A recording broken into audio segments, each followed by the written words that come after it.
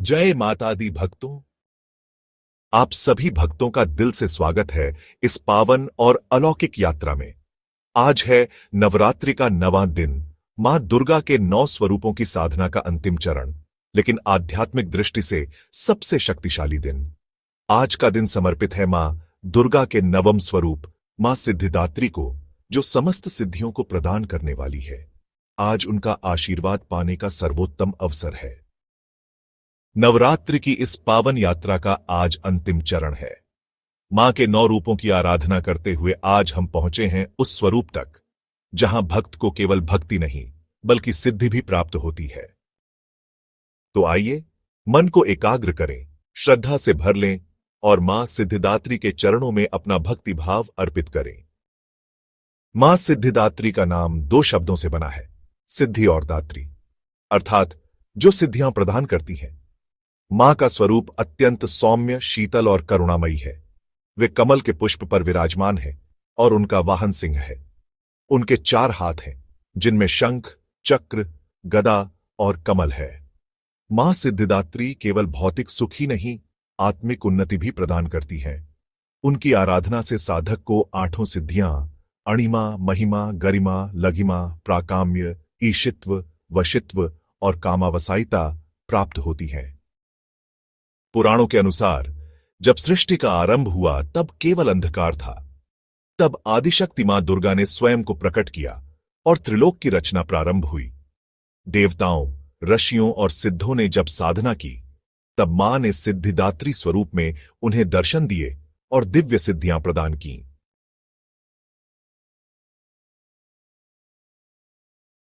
आइए अब सुनते हैं मां सिद्धिदात्री की कथा। बहुत प्राचीन काल की बात है, जब सृष्टि की रचना अभी आरंभ भी नहीं हुई थी।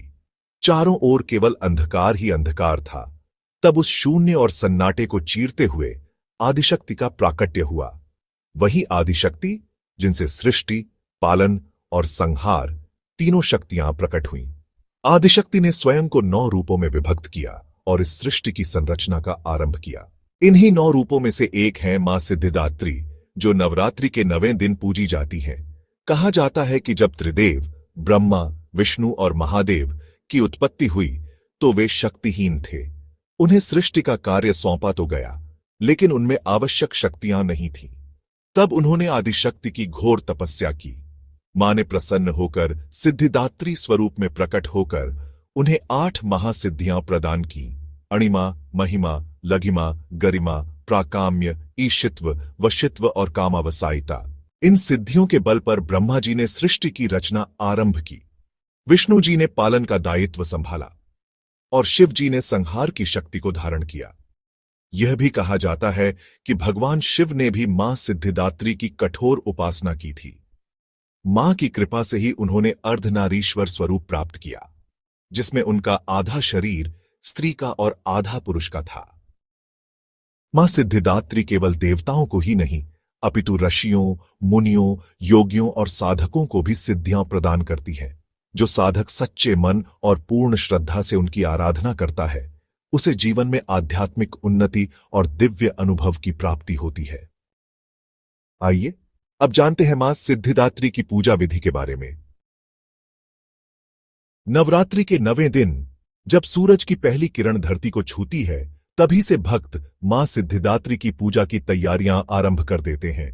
प्रातःकाल स्नान कर, स्वच्छ वस्त्र धारण कर भक्तजन मां की मूर्ति या चित्र को घर के पूजन स्थल पर स्थापित करते हैं। मां के लिए एक स्वच्छ चौकी पर लाल या पीले रंग का कपड़ा बिछाया जाता है और उस पर मां को बैठाया जाता है। मां का पूजन विशेष पुष्पों से किया जाता है, जिनमें गुलाब, कमल या चमेली के फूल सबसे शुभ माने जाते हैं। मां को अक्षत, हल्दी, कुमकुम, चंदन, दूर्वा, सुगंधित धूप दीप और नैवेद्य अर्पित किया जाता है। भोग में विशेष रूप से हलवा, पूड़ी और काले चने अर्पित किए जाते हैं, जो मां को अत्यंत प्रिय हैं। पूजन के समय श्रद्धा और भक्ति भाव से मां का ध्यान किया जाता है। भक्त ओम देवी सिद्धिदात्रिय नमः इस मंत्र का जाप करते हैं, जिससे वातावरण पवित्र हो उठता है। मंत्रों की ध्वनि, दीपक की लौ और चंदन की खुशबू से जैसे संपूर्ण वातावरण मां के चरणों में लीन हो जाता है। नवमी के दिन एक और विशेष परंपरा होती है, कन्या पूजन। 9 कन्याओं को आमंत्रित कर उन्हें मां के 9 रूपों का प्रतीक मानकर पूजा जाता है। उनके पांव धोकर, तिलक लगाकर उन्हें आदर सहित भोजन कराया जाता है। यही मां की सच्ची आराधना मानी जाती है, क्योंकि माना जाता है कि मां स्वयं कन्याओं के रूप में भक्तों के घर आती है। पूजन के अंत में मां की आरती की जाती है। हाथ जोड़कर मां से आशीर्वाद मांगा जाता है कि वह जीवन में सिद्धियां प्रदान करे, मन को स्थिर करें और जीवन को सुख शांति से भर दें। जब साधक नवरात्रि के अंतिम दिन यानी नवमी तिथि को मां सिद्धिदात्री की उपासना करता है, तो वह केवल एक देवी की पूजा नहीं करता, बल्कि उस ब्रह्मांडीय शक्ति की साधना करता है जो स्वयं परमात्मा को भी सिद्धियां प्रदान करती है। ऐसी दिव्य शक्ति को प्रसन्न करने के लिए जो मंत्र सबसे प्रिय और प्रभावशाली माना गया है वह है ओम ऐं ह्रीं क्लीं सिद्धिदात्र्यै नमः। यह मंत्र कोई साधारण शब्दों का मेल नहीं है। यह मंत्र आत्मा की तरंगों को जागृत करने वाला एक दिव्य स्रोत है। इस मंत्र का हर एक अक्षर अत्यंत शक्तिशाली है। ओम सृष्टि की आदि ध्वनि है। यही वह नाद है जिससे ब्रह्मांड की उत्पत्ति मानी जाती है। ऐं यह मां सरस्वती का बीज मंत्र है, जिससे ज्ञान, बुद्धि और वाणी की शक्ति जागृत होती है। ह्रीं यह शक्ति का बीज मंत्र है जो भीतर की नकारात्मक ऊर्जा को समाप्त कर आध्यात्मिक शक्ति से जोड़ता है। क्लीं यह मंत्र करुणा, प्रेम और आकर्षण का सूचक है। यह चित्त को शांत करता है और जीवन में मधुरता लाता है। सिद्धिदात्र्यै नमः अर्थात मैं मां सिद्धिदात्री को नमन करता हूं जो समस्त सिद्धियां प्रदान करने वाली हैं। जब भक्त इस मंत्र का जाप करता है तो वह केवल मां को याद नहीं करता, वह मां की शक्ति को अपने भीतर महसूस करता है। यह मंत्र ध्यान के लिए सर्वोत्तम है। मन एकाग्र होता है, आत्मा उन्नत होती है और साधक की साधना सिद्धि की ओर बढ़ती है। मां को प्रिय एक और मंत्र है जो ध्यान के समय बोला जाता है। सिद्ध गंधर्व यक्षाद्य रसुरैरम रैरपि सेव्यमाना सदा भूयात सिद्धिदा सिद्धिदायिनी। इस मंत्र में मां के उस स्वरूप का गुणगान किया गया है जिसे देवता, गंधर्व, यक्ष, असुर और ऋषि मुनि तक पूजते हैं। इस श्लोक में मां को सिद्धिदा और सिद्धिदायिनी कहा गया है, अर्थात वे जो हर साधक को उसकी साधना के अनुसार सिद्धि प्रदान करती हैं। वे किसी भेदभाव के बिना सबको समान दृष्टि से देखती हैं। और अंत में वह स्तुति आती है जो हर देवी की आराधना का सार है। या देवी सर्वभूतेषु सिद्धिदात्री रूपेण संस्थिता नमस्तस्यै नमस्तस्यै नमस्तस्यै नमो नमः। इसका अर्थ है जो देवी हर जीव में सिद्धिदात्री रूप में विद्यमान है, उन्हें मेरा बारंबार नमन है। यह श्लोक हमें यह सिखाता है कि मां केवल मंदिरों या मूर्तियों में नहीं, हर जीव, हर अंश, हर कण में विराजमान है। उन्हें बाहर नहीं, अपने भीतर ढूंढना होगा। इन मंत्रों का उच्चारण यदि श्रद्धा, एकाग्रता और प्रेम से किया जाए तो यह केवल एक पूजा नहीं रह जाती, यह एक आत्मिक यात्रा बन जाती है। मां सिद्धिदात्री की कृपा से साधक को न केवल सिद्धियां मिलती हैं, बल्कि जीवन का उद्देश्य भी स्पष्ट होता है।